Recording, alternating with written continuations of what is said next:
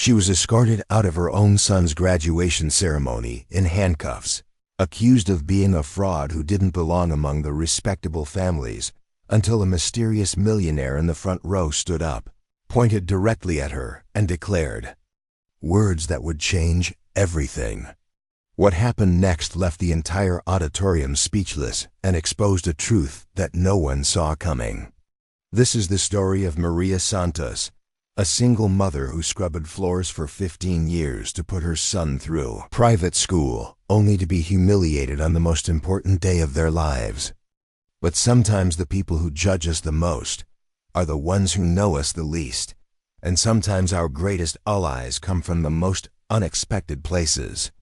What you're about to hear will restore your faith in justice, prove that a mother's love conquers all, and show you why you should never judge someone by their appearance. Before we jump back in, tell us where you're tuning in from. And if this story touches you, make sure you're subscribed, because tomorrow, I've saved something extra special for you. The morning sun cast long shadows across the manicured lawns of Hillcrest Preparatory Academy, where ivy climbed the brick walls like nature's own celebration. Today was graduation day, the culmination of 18 years of dreams, sacrifice, and hope. Inside the gleaming auditorium, families dressed in their finest clothes filled the mahogany pews, their whispered conversations creating a symphony of pride and anticipation. Maria Santos stood at the edge of the parking lot, smoothing down her best dress, a navy blue outfit she'd bought from a thrift store and carefully altered by hand. Her calloused fingers trembled slightly as she adjusted the modest silver necklace her late mother had given her. At 42, Maria's face bore the lines of someone who had worked 3 jobs to make ends meet, but her dark eyes sparkled with fierce determination and unshakable love. Today, her son David would walk across that stage and receive his diploma from one of the most prestigious prep schools in the state. Valedictorian. Full scholarship to Stanford University. Every late night she'd spent mopping office buildings. Every weekend she'd missed social gatherings. Every sacrifice she'd made over the past 15 years had led to this moment. Maria had started working at Hillcrest when David was just 3 years old. She'd taken the night custodial position because it paid better than retail and allowed her to care for him during the day. As David grew older, she'd managed to secure him a spot at the school's daycare program, then elementary classes, and eventually full enrollment when a teacher noticed his exceptional academic abilities. "You don't belong here," David's guidance counselor, Mrs. Eleanor Whitman, had told her just last week during their final meeting. "Your son is brilliant, but he's going to struggle in a world that expects certain standards. Perhaps a state school would be more appropriate." Maria had smiled politely and said nothing, but inside, her heart had burned with quiet fury. She'd heard variations of this comment for years from other parents who questioned how a janitor could afford tuition, from teachers who assumed David needed extra help because of his background, from classmates' families who spoke around her as if she were invisible. But David had thrived. He'd earned every grade, every award, every opportunity through pure merit. And today, nothing would stop her from watching him achieve his dreams. Maria walked through the front entrance of the academy, her worn shoes silent on the marble floors she knew so well. She'd cleaned these halls countless times, working after midnight when the building was empty, ensuring every surface gleamed for the students and faculty who arrived each morning. The security guard, James, nodded at her with a warm smile. "Big day, Maria. You must be so proud." "Beyond words," she replied, her voice thick with emotion. She made her way toward the auditorium, following the elegantly dressed families flowing through the corridors. Parents chatted about vacation homes and business deals, their children's futures at Ivy League schools, summer internships at family companies. Maria listened quietly, feeling both invisible and acutely aware of how different she was from this world. As she approached the auditorium entrance, her steps slowed. A small commotion had erupted near the doors. Mrs. Whitman stood there with two other administrators, checking names against a list and directing families to their designated seating areas. "Excuse me," Mrs. Whitman called out sharply as Maria approached. "May I see your invitation?"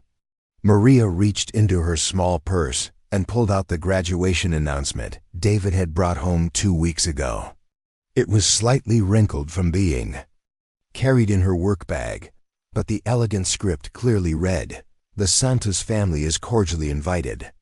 Mrs. Whitman examined it with theatrical suspicion. "This doesn't look right," she announced loudly enough for nearby families to hear. "How did you obtain this invitation?" "My son gave it to me," Maria replied calmly, though her pulse quickened.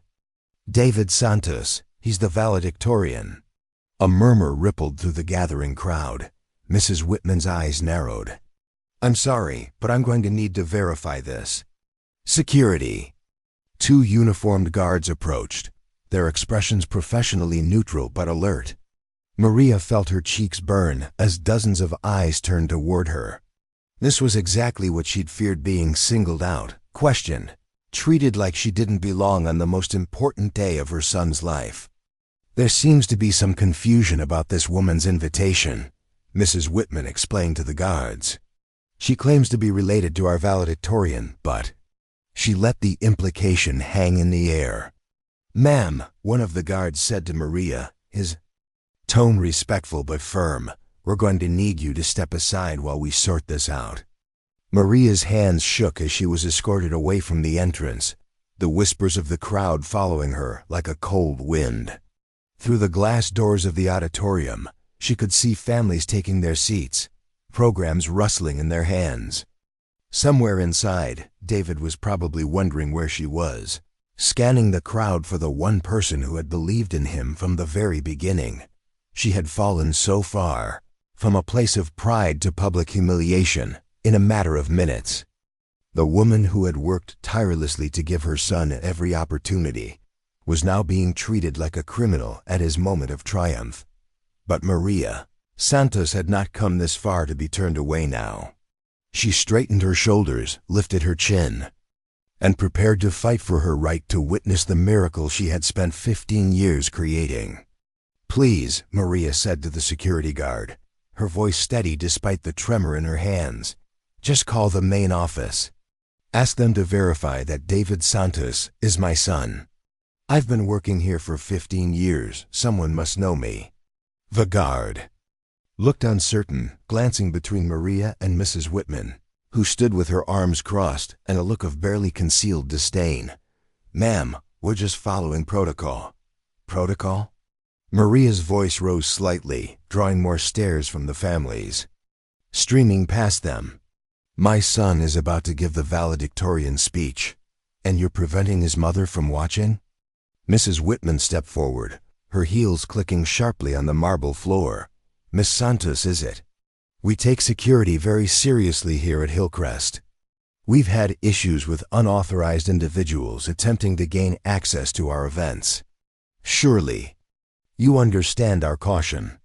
The way she said Miss Santos dripped with condescension, emphasizing Maria's unmarried status like a moral failing.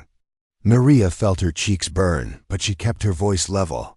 "I understand your need for security. What I don't understand is why you're treating me like a criminal when you've seen me work in this building for over a decade."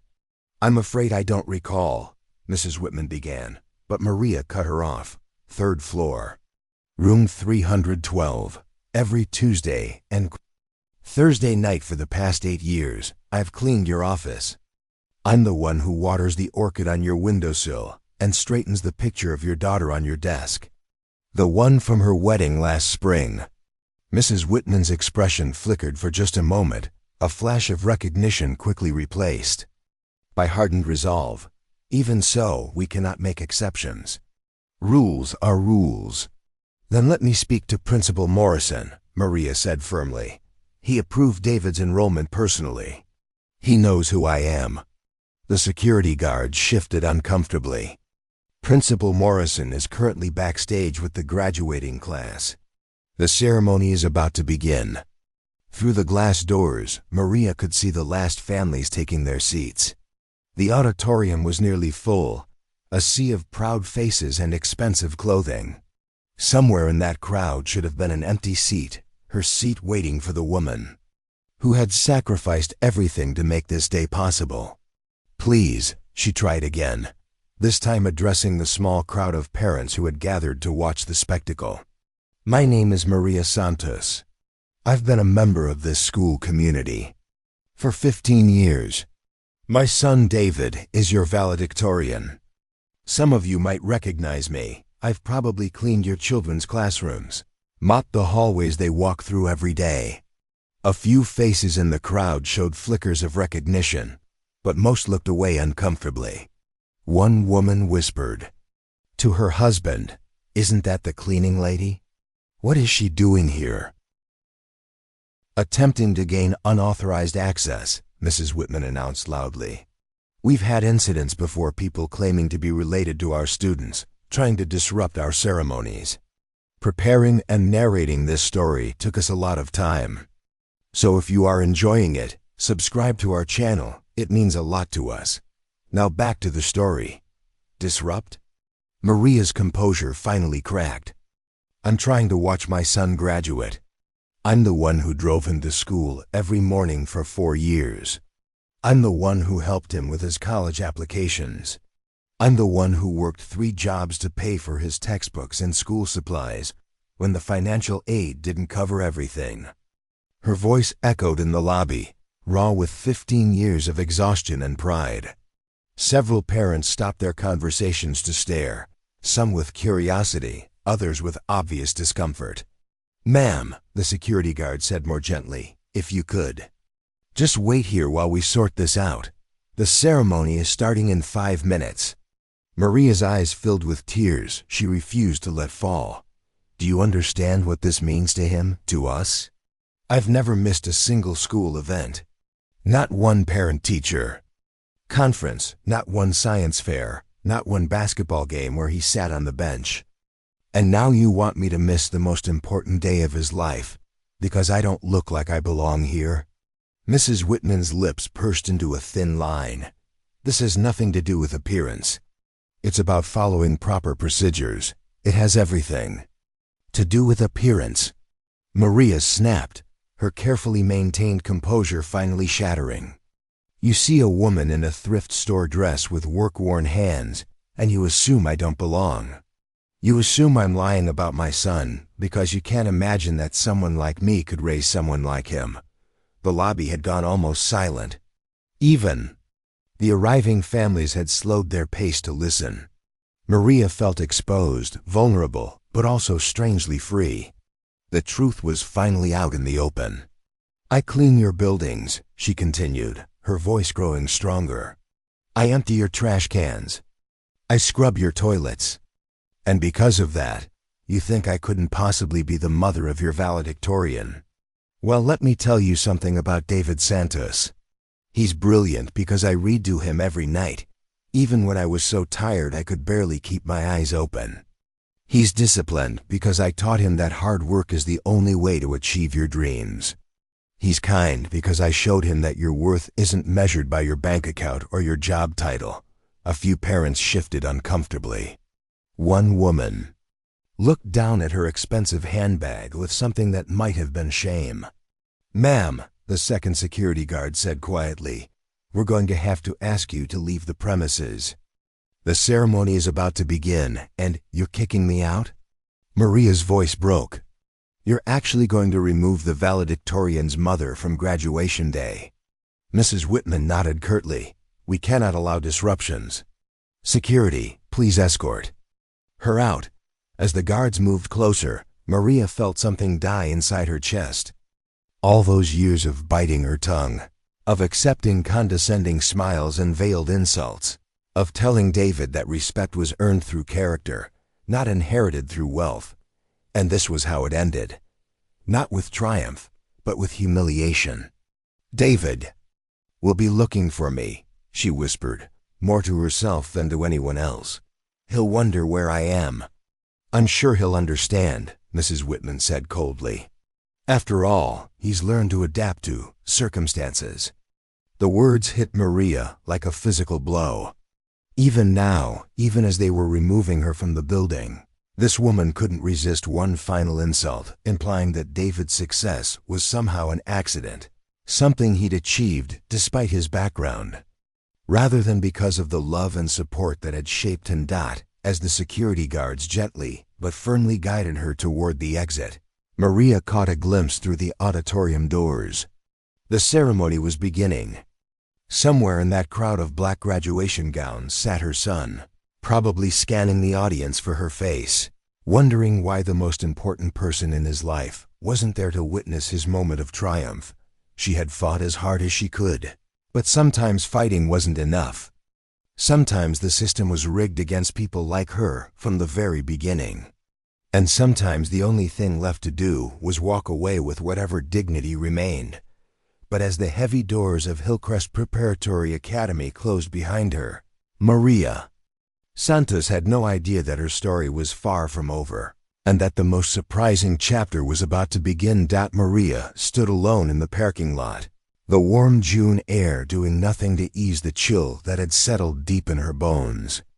Through the tall windows of the auditorium, she could see the soft glow of stage lights and the silhouettes of hundreds of people settling into their seats. The opening notes of Pomp and Circumstance drifted across the manicured grounds, and her heart clenched as she imagined David in his graduation cap and gown. Probably craning his neck to find her face in the crowd, she pulled out her phone with trembling fingers and typed a quick text. Something came up at work. So proud of you, Mio. You're going to be amazing up there. I love you more than words. Can say it was a lie, but what else could she tell him? That his mother had been escorted out like a criminal?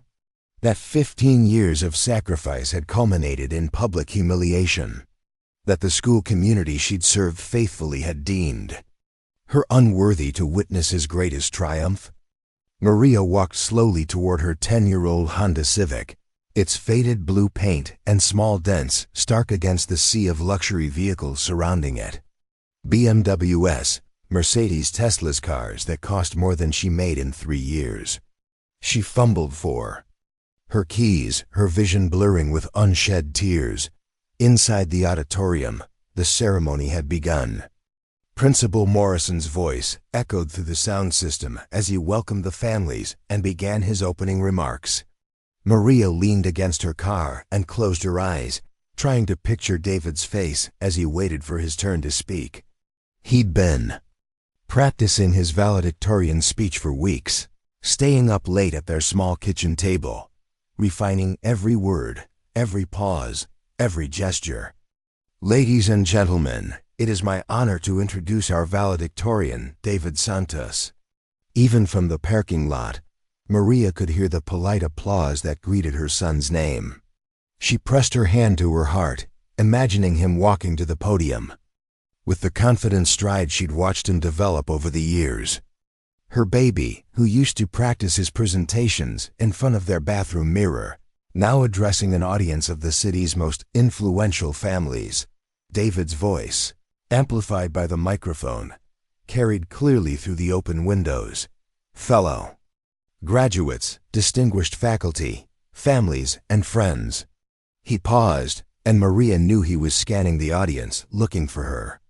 The pause stretched a beat too long, and when he continued, she could hear the slight tremor in his voice that only a mother would notice. Today, we celebrate not just our achievements, but the people who made them possible. For most of us, that means the parents, grandparents, and loved ones who supported us along the way. Maria's chest tightened. He was speaking about her, and she wasn't there to hear it. She wasn't there to see the pride on his face or the way his eyes would light up when he spotted her in the crowd. She had failed him in the one moment that mattered most. My mother always told me that education isn't a privilege, it's a responsibility. A responsibility to lift others up, to make the world better than we found it, to never forget where we came from. The words carried across the parking lot like a gentle breeze, and Maria found herself walking closer to the building, drawn by the sound of her son's voice. Other graduates' family members who had arrived late were hurrying toward the entrance. But Maria hung back, knowing she wouldn't be allowed inside. That's when she noticed him. Tall man in an impeccably tailored charcoal suit stood near the side entrance of the auditorium, his silver hair gleaming in the afternoon sun. He wasn't rushing toward the ceremony like the other latecomers. Instead, he stood perfectly still, his attention focused entirely on David's speech. There was something familiar about his posture, the way he held his head slightly tilted as he listened. Marcus Wellington IV was not a man who attended school events. As the CEO of Wellington Industries and one of the most influential philanthropists on the West Coast, his time was typically reserved for board meetings, charity galas, and political fundraisers. But today was different. Today he was here for a very specific reason. Marcus had been following David Santos's academic career for the past 2 years, ever since the young man had applied for the Wellington Foundation's Merit Scholarship Program. While David hadn't received that particular scholarship, it had gone to another deserving student. His application essay had stuck with Marcus in a way that few things did. The essay had been about his mother. David had written about a woman who worked 3 jobs to keep him in school, who helped him with homework after 18-hour shifts, who never missed a parent-teacher conference despite chronic exhaustion. He'd written about finding her asleep at their kitchen table at 2 a.m., still in her work uniform, his graded math test clutched in her hand with a note that read, "So proud." Mom scrawled in the margin, but what had truly captured Marcus's attention wasn't the story of sacrifice. He'd read dozens of those. It was the way David wrote about his mother's dignity, her refusal to accept charity from the school, her insistence on earning every opportunity, her quiet strength in the face of countless small humiliations. "She teaches me that respect isn't given based on your job title or your bank account," David had written. "It's earned through character, consistency, and how you treat others when no one is watching. My mother cleans buildings for a living, but she's the strongest, most intelligent person I know. When I graduate, I won't just be receiving a diploma, I'll be accepting a debt I can never repay to the woman who made it all possible." Marcus had kept that essay in his desk drawer for 2 years, pulling it out whenever he needed a reminder of what really mattered. And when he'd learned that David Santos was Hillcrest's valedictorian, he'd known he had to be here today. He'd wanted to meet the woman who had raised such a remarkable young man. Now, as he listened to David's speech and watched the increasingly obvious distress in the young man's voice, as he searched the audience for his mother, Marcus felt a familiar anger building in his chest. He'd seen enough social hierarchies, enough exclusion disguised as standards, to recognize what was happening. Because true success isn't measured by what you achieve for yourself, but by what you make possible for others. And I owe everything I am to the woman who taught me that lesson every single day of my life. Mom, if you're listening, this is for you. David's voice cracked slightly on the last words, and Marcus saw him squint against the stage lights, still searching. The young man was trying to maintain his composure, but it was clear that his mother's absence was devastating him. That's when Marcus spotted her. Maria Santos stood at the edge of the parking lot, her hand pressed to her mouth, tears streaming down her face as she listened to her son's words from outside the building where she'd been forbidden to enter. Even from a distance, Marcus could see the way she carried herself, the straight shoulders, the lifted chin, the dignity that her son had written about so eloquently. Marcus Wellington IV had built an empire worth billions of dollars. He dined with presidents, negotiated with world leaders, and commanded respect in boardrooms across the globe. But in that moment, watching a mother listen to her son's graduation speech from a parking lot because someone had decided she wasn't worthy to be inside, he felt a rage unlike anything he'd experienced in years. He pulled out his phone and made a quick call. "Security? This is Marcus Wellington. I need you to open the main auditorium doors immediately. And find Mrs. Whitman. Tell her I need to see her right now." Then he walked across the parking lot with the purposeful stride of a man who had never been denied anything in his life, approaching the woman whose son had unknowingly changed his perspective on what true strength looked like. "Mrs. Santos?"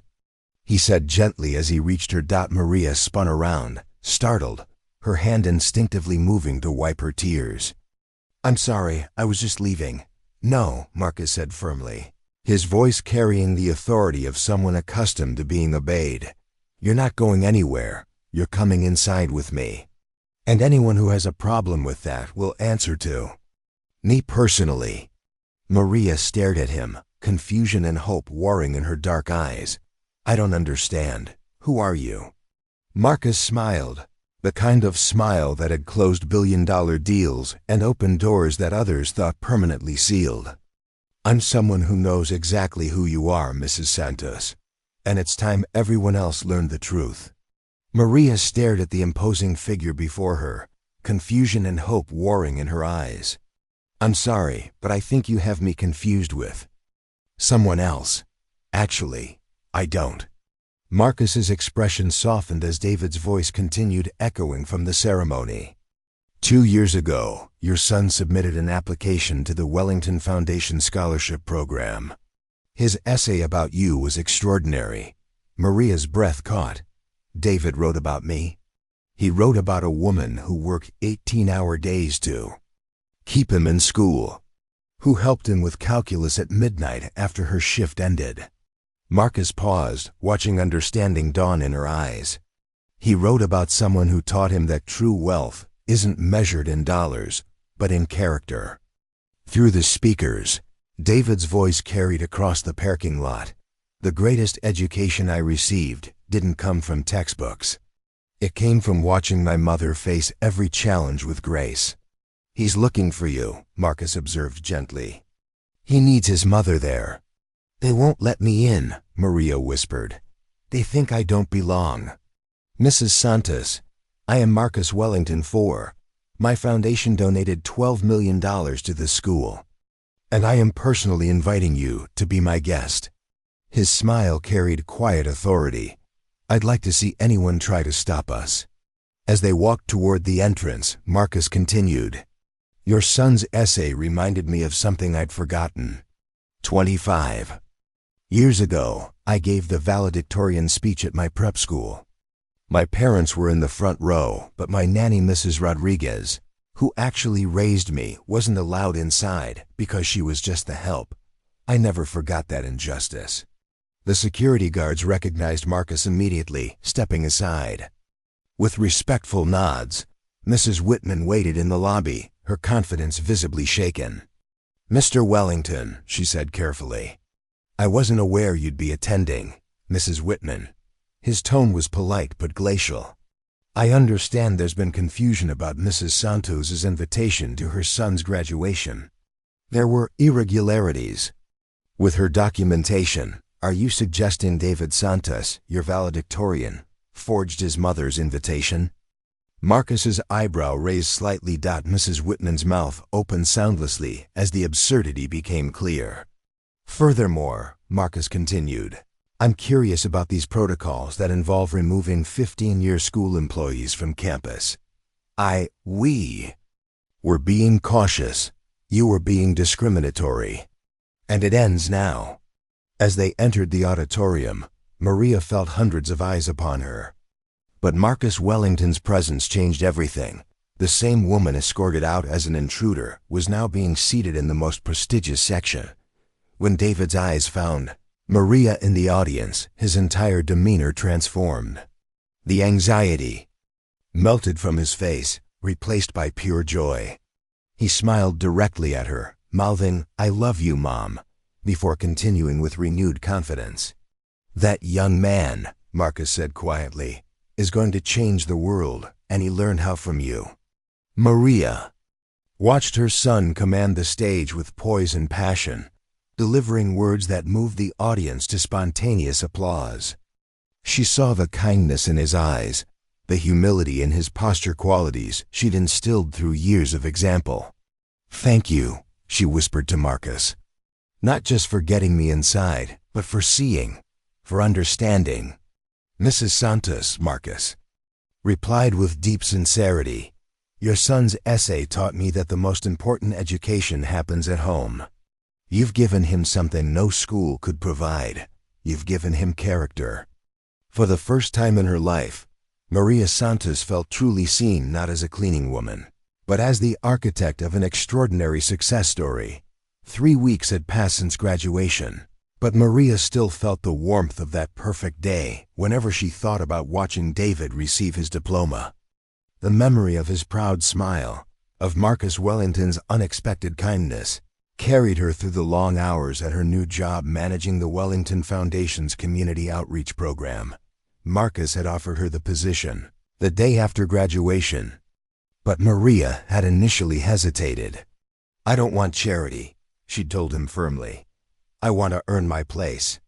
"Mrs. Santos," Marcus had replied with that respectful smile she'd come to trust, "this isn't charity. This is recognizing talent where others have overlooked it. Your son's essay convinced me you understand what real impact looks like. I need someone who knows what it means to fight for every opportunity." Now, as Maria sat in her small but dignified office reviewing scholarship applications, she felt a deep satisfaction she'd never experienced before. These weren't just forms. They were dreams, hopes, stories like David's that deserved a chance. Her phone buzzed with a text from David. "Mom, got my Stanford dorm assignment. Room 237 in Wilbur Hall. Can you believe it?" Maria smiled, typing back, "I've always believed it, Mio. You were born for this." A knock on her door interrupted her thoughts. Marcus Wellington stood in the doorway, but his usual confident demeanor seemed shaken. In his hand was a folder that looked ominously thick. "Maria, I need to speak with you. It's about Mrs. Whitman." Maria's stomach tightened. Eleanor Whitman had resigned from Hillcrest 2 weeks after graduation, claiming personal reasons. But rumors had circulated about an investigation into her conduct. Marcus entered and closed the door behind him. The school board completed their review of the graduation incident. What they found. He shook his head, sitting down across from her. Eleanor Whitman had been systematically targeting scholarship students and their families for years. Maria felt a chill run through her. "What do you mean?" "Creating barriers, questioning documentation, making it harder for low-income families to participate in school events." Marcus opened the folder, revealing pages of complaints, emails, and documented incidents. "Your situation wasn't isolated, Maria. It was part of a pattern." The papers painted a disturbing picture. Parents discouraged from attending award ceremonies. Students questioned about their eligibility for honors programs. Families made to feel unwelcome at school functions. All targeting those who didn't fit Hillcrest's elite image. "There are 17 documented cases over 5 years, Marcus continued, including a veteran's widow who was banned from her daughter's science fair because Whitman claimed her invitation was suspicious. Maria's hands trembled as she read through the testimonies. Each story echoed her own experience: hardworking parents humiliated, children embarrassed, families excluded from moments that should have been celebrations. "The board is implementing new policies," Marcus said. "Mandatory diversity training for all staff, clear protocols for event access, and a family advocate position to ensure this never happens again." "What about the families who were hurt?" Maria asked quietly. Marcus's expression softened. "That's actually why I'm here. The board wants to make amends. They're establishing the Santos Family Excellence Fund, a scholarship program specifically for students from working families. And they want you to help design it." Maria looked up sharply. "They want to name it after us?" "Your story exposed a systemic problem that had been hidden for years. David's courage in writing about his mother, your dignity in the face of discrimination. Our confrontation that day, it all led to real change." Marcus leaned forward. 17 families have already been contacted and invited to a special ceremony where the school will formally apologize. And every one of those students will receive priority consideration for the new scholarship program. Tears gathered in Maria's eyes as she thought about all the mothers who had stood in parking lots, listening to their children's achievements from outside closed doors. All the fathers who had been made to feel unworthy of celebrating their sons and daughters. "There's one more thing," Marcus said, his voice taking on a warmer tone. The board voted unanimously to commission a plaque for the main lobby. It will read, "Excellence is not determined by privilege, but by character, dedication, and the courage to persevere." Dedicated to all families who sacrifice everything for their children's dreams. Maria covered her face with her hands, overwhelmed by the magnitude of what had grown from one moment of injustice. What had started as humiliation had become a catalyst for systemic change. "Mrs. Santos," Marcus said gently, "you didn't just fight for your right to watch David graduate. You fought for every parent who comes after you." 6 months later, Maria stood once again in the Hillcrest Auditorium, but this time on the stage itself. As the newly appointed Director of Family Engagement, she was presenting the first Santos Family Excellence Scholarships to 12 deserving students. In the front row sat Marcus Wellington, applauding proudly. Beside him was David, home from Stanford for the ceremony, his eyes shining with pride for his mother. "These scholarships," Maria said to the assembled crowd, "go to students who understand that success isn't inherited, it's earned, to young people who know that the greatest education happens at kitchen tables, in quiet moments of sacrifice, and through the unwavering love of families who believe in their dreams." She paused, looking out at the audience filled with faces that reflected every background, every economic status, every family structure. No parent should ever have to watch their child's moment of triumph from a parking lot. No student should ever be made to feel that their family's love is somehow less valuable because it comes without wealth or status. Excellence belongs to everyone who is willing to work for it. As the ceremony concluded and families gathered for pictures, Maria reflected on the journey that had brought her here. From a woman cleaning floors in the shadows to someone helping shape the futures of countless young people. David approached her as the crowd thinned. "Mom, I have something for you." He handed her a small wrapped package. Inside was a photo from graduation day, the moment when their eyes had met across the auditorium, when everything had changed. At the bottom, David had written, "To the woman who taught me that the greatest victories come from never giving up. Thank you for showing me what real strength looks like." Maria hugged her son tightly, knowing that this was just the beginning. Every scholarship awarded, every barrier removed, every family welcomed. It was all part of a legacy that would outlive them both. Sometimes the most important battles are fought not for ourselves, but for those who will come after us. And sometimes, when we refuse to be silenced, we discover that our voice can change everything. Up next, you've got 2 more standout stories right on your screen. If this one hit the mark, you won't want to pass these up. Just click and check them out. And don't forget to subscribe and turn on the notification bell so you don't miss any upload from us.